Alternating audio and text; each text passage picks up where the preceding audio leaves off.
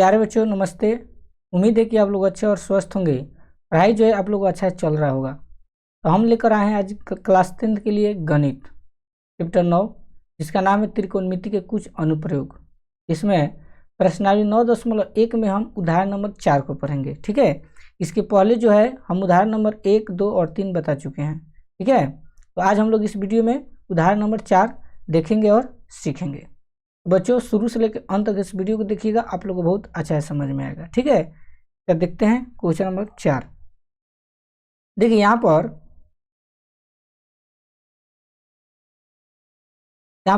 उदाहरण नंबर 4 बोल रहा है कि भूमि के एक बिंदु P से, ठीक है बच्चों, भूमि के एक बिंदु P से एक 10 मीटर ऊंचे भवन के शिखर का उन्नयन कोण 30 डिग्री है। ध्यान समझिएगा बच्चों, क्योंकि जब तक आप लोग को चित्र ना समझ में आएगा तब तक बनेगा नहीं। इसमें जो है चित्र बहुत मायने रखता है।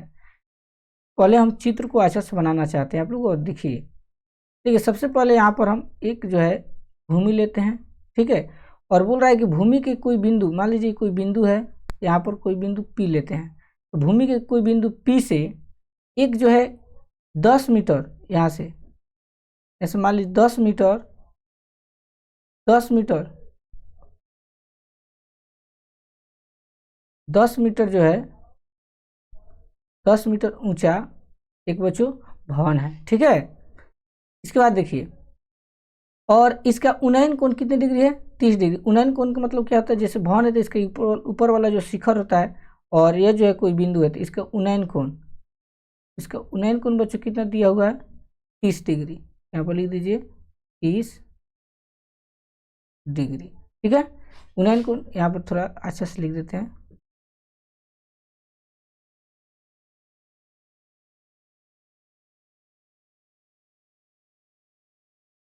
तीस डिग्री बच्चों।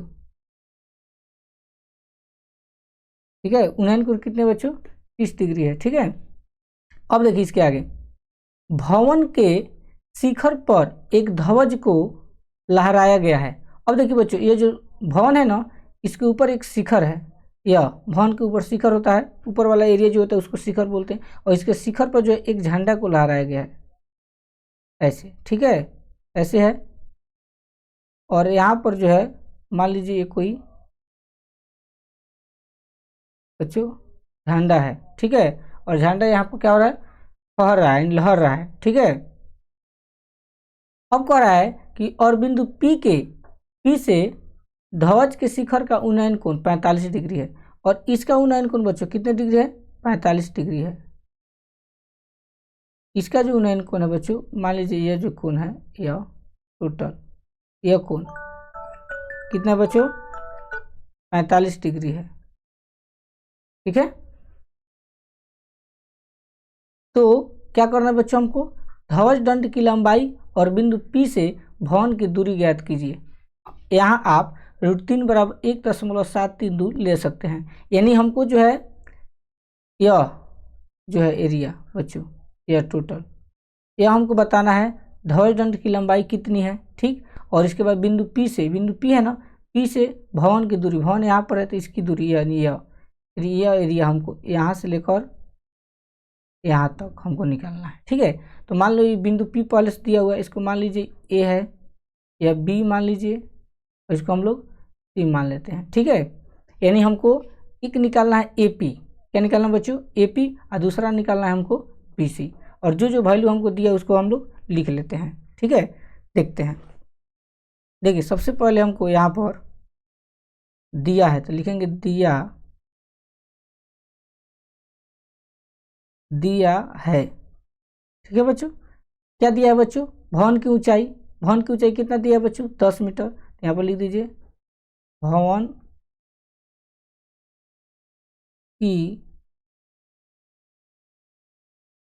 की ऊंचाई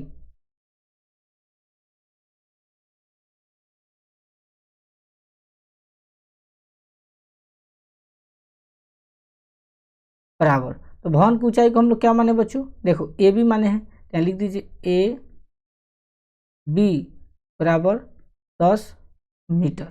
ठीक है, अब कुछ दिया बच्चों? नहीं दिया। अब ज्ञात करना हमको, तो यहाँ पर लिखेंगे ज्ञात करना, लिखेंगे ज्ञात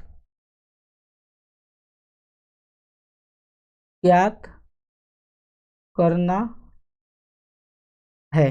ठीक है, तो हमको ज्ञात करना है। क्या ज्ञात करना है बच्चों? सबसे पहले हमको ध्वज दंड की लंबाई, तो यहाँ पर लिखेंगे ध्वज दंड की लंबाई। तो ध्वज दंड की लंबाई को बच्चों हम लोग क्या माने हैं? BC, बराबर के चिन्ह देंगे और लिख देंगे यहाँ पर BC, यानी हमको BC निकालना है। तो बच्चों BC कब निकलेगा? BC कब निकलेगा? देखिए BC जब हम यहाँ से लेकर टोटल, यहाँ से लेकर यहाँ तक हम टोटल AC में से बच्चों, AC में से हम किसको घटाएंगे? AB को घटाएंगे, इस एरिया को, तब जाकर हमारा BC निकलेगा। AC माइनस क्या हो जाएगा बच्चों? AB हो जाएगा। ठीक है, अब दूसरा हमको क्या निकालना बच्चों? बिंदु P से भवन की दूरी। यहाँ पर लिखेंगे बिंदु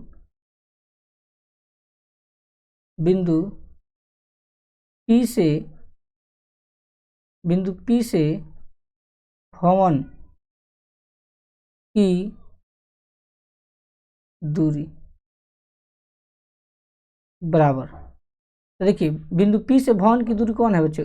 AP या PA बोल सकते हो, हम लिख देते हैं यहाँ पर AP।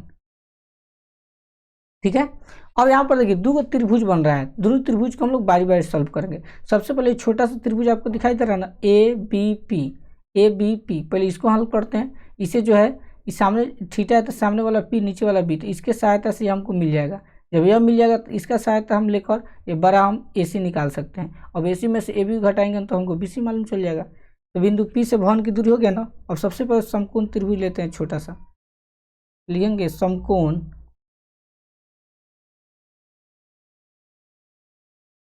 त्रिभुज ABP में, समकोण त्रिभुज ABP में। देखिए समकोण त्रिभुज ABP में यह जब थीटा है तो सामने वाला P होगा, नीचे वाला B होगा ना। तो P बटा B किसका सूत्र होता है बच्चों?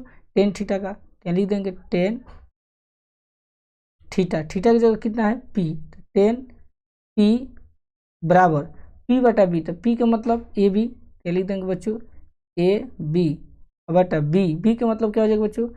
AP, लिख देंगे AP। ठीक है, 10P, तो 10 है तो 10P,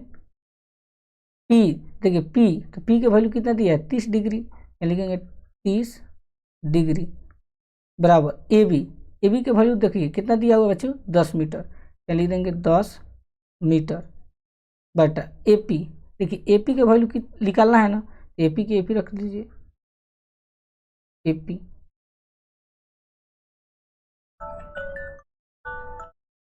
अब इसके आगे देखिए टेन 30 डिग्री का वैल्यू बच्चों होता है 1/√3, तो लिख देंगे 1/√3 बराबर 10 मीटर है तो यहाँ बच्चों लिख देंगे 10 मीटर बटा, और AP है तो यहाँ पर लिख देंगे बच्चों AP। ठीक है, अब इसको हम लोग ऐसे तिर्यक गुना करेंगे। तो 1 में AP से गुना होगा तो बच्चों क्या हो जाएगा?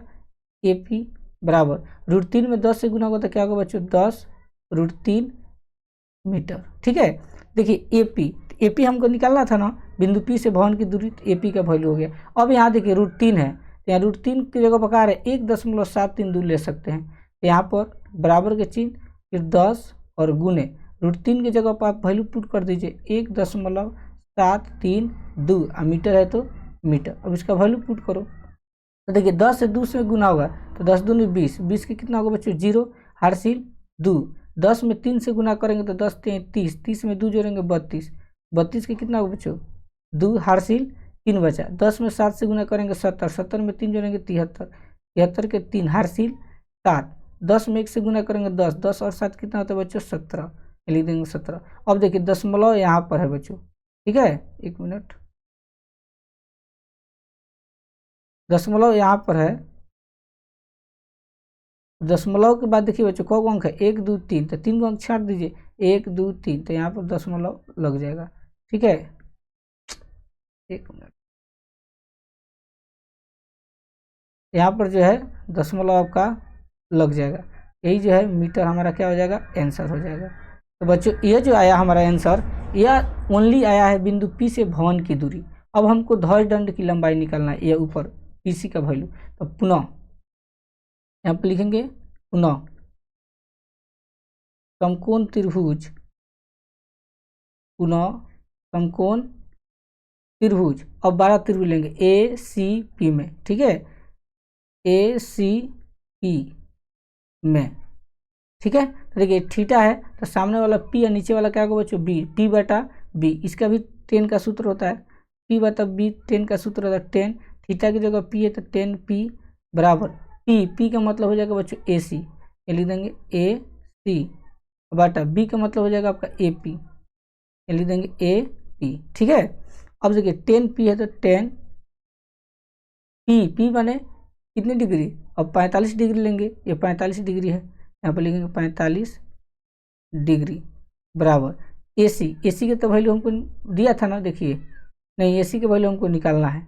अच्छा इसकी जगह पर बच्चों हम ऐसे नहीं लिख सकते हैं, ये कोई दिक्कत नहीं, ए सी के वैल्यू ही निकाल दीजिए, सबसे अच्छा रहेगा, बाद में हम लोग घटा लेंगे, ए सी के ए सी रख दीजिए बटा ए पी के वैल्यू देखिए अभी हम लोग लाए हैं, कितना आया बच्चों 17.32, यहाँ पर लिख देंगे 17.320 दशमलव है, ठीक है।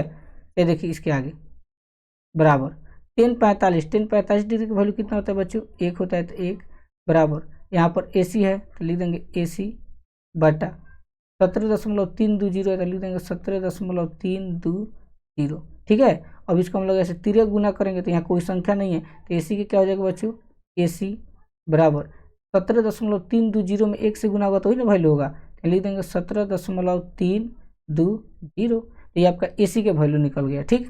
देखिए हम लोग को क्या निकालना है बच्चों, ध्वज दंड की लंबाई, तो यहाँ लिखेंगे ध्वज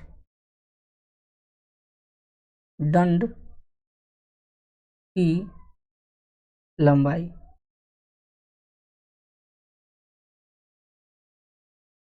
ध्वज दंड की लंबाई देखो बच्चों क्या माने हम लोग, बी सी माने हैं, लिख देंगे बी सी बराबर, तो बी सी कब निकलेगा बच्चों, बी सी कब निकलेगा जब ए सी में से हम ए बी को घटा देंगे, हो जाएगा ए सी माइनस ए बी, ठीक है।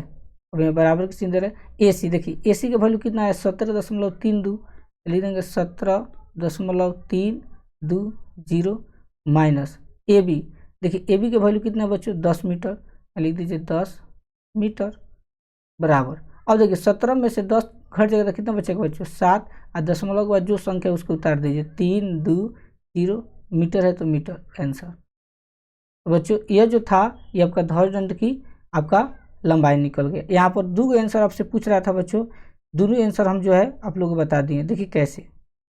यहाँ पर जो है, यहाँ पर जो आंसर आया है, यहाँ पर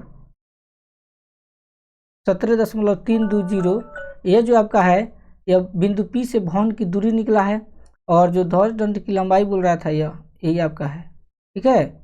यह जो वैल्यू आपका आया है यह आपका वैल्यू आया है ध्वज दंड की लंबाई, ठीक है। तो प्यारे बच्चों आपको जरूर समझ में आया होगा, उम्मीद है कि आप लोगों को वीडियो अच्छा लगा हो, अगर चैनल पर नए होंगे तो चैनल को सब्सक्राइब कीजिए, वीडियो को शेयर कीजिए, धन्यवाद।